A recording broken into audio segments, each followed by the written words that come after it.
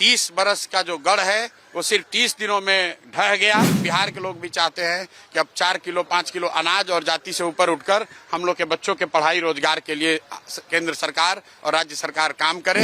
अगर वो काम नहीं करेंगे तो आगे चुनाव के परिणाम उनको ऐसे ही देखने को मिलेंगे। नमस्कार, मैं हूं अजर और आप देख रहे हैं मंथन टुडे। बिहार की राजनीति से इस वक्त की सबसे बड़ी खबर आपको बता दें कि बांकीपुर विधानसभा सीट पर जनसुराज के सूत्रधार प्रशांत किशोर ने बड़ी जीत दर्ज करते हुए बीजेपी का किला ध्वस्त कर दिया है। प्रशांत किशोर ने 18,993 वोटों के अंतर से जीत हासिल की है। उन्हें कुल 63,203 वोट मिले, जबकि बीजेपी को 44,250 और आरजेडी को 14,085 वोट मिले हैं। जीत के बाद पहली बार मीडिया के सामने आए प्रशांत किशोर ने बड़ा बयान दिया है। उन्होंने कहा कि सबसे जरूरी बात यह है कि बिहार को अच्छा नेतृत्व मिले और जनता अच्छे व्यक्ति को मुख्यमंत्री बनाए। आइए सुनाते हैं कि जीत के बाद प्रशांत किशोर की पहली प्रतिक्रिया क्या है। ये विधायक बनाने का चुनाव नहीं है, ये भाजपा के केंद्रीय नेतृत्व को ये संदेश देने का एक प्रयास है बिहार की जनता के द्वारा कि बिहार में किसी अच्छे व्यक्ति को मुख्यमंत्री बनाइए।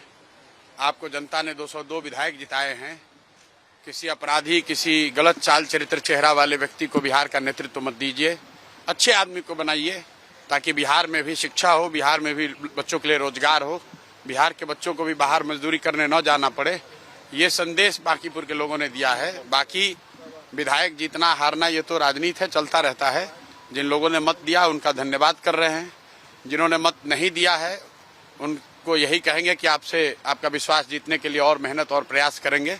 लेकिन महत्वपूर्ण बात यह है कि बिहार को अच्छा नेतृत्व मिलना चाहिए, बिहार सुधरना चाहिए और लोकसभा से पहले मोदी जी को, भाजपा को, अमित शाह जी को ये देखना चाहिए कि बिहार में कैसे बेहतरी हो, बिहार में बच्चों को रोजगार कैसे हो, पलायन कैसे बंद हो। एकमात्र यही उद्देश्य है। हम लोग को विधायक बन के ठेका पट्टा नहीं करना है। एक और एकमात्र उद्देश्य है, चाहते हैं कि बिहार में बेहतरी हो। बिहार में भी सिर्फ 5 किलो अनाज के नाम पर, जाति के नाम पर, धर्म के नाम पर वोट न मांगा जाए। अगर 25 MP गुजरात से जीत कर गए हैं, प्रधानमंत्री बनाने में मोदी जी को गुजरात के लोगों ने योगदान किया है, तो बिहार के भी 13 करोड़ लोगों ने आंख बंद करके मोदी जी को वोट दिया है। तो जितनी चिंता उनको गुजरात की है उतनी थोड़ी चिंता उनको बिहार की भी करनी चाहिए। बिहार के जो 1 करोड़ से ज्यादा बच्चे बाहर मजदूरी कर रहे हैं उनकी चिंता होनी चाहिए। बिहार के लिए कोई एक स्पेशल प्रोग्राम बनाना चाहिए ताकि बिहार से पलायन बंद हो।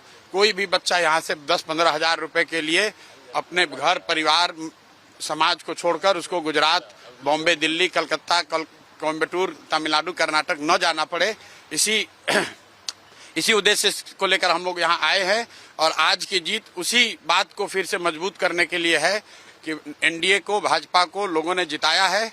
अब भाजपा के नेतृत्व की ये जिम्मेवारी है कि किसी ऐसे व्यक्ति को बिहार का मुख्यमंत्री बनाए जो कि बिहार में रोजगार लाए, बिहार में शिक्षा की स्थिति को सुधारे, भ्रष्टाचार कम हो और सबसे बढ़कर पलायन बंद हो। ये सीधा सीधा मैसेज है। 30 बरस का जो गढ़ है वो सिर्फ 30 दिनों में ढह गया।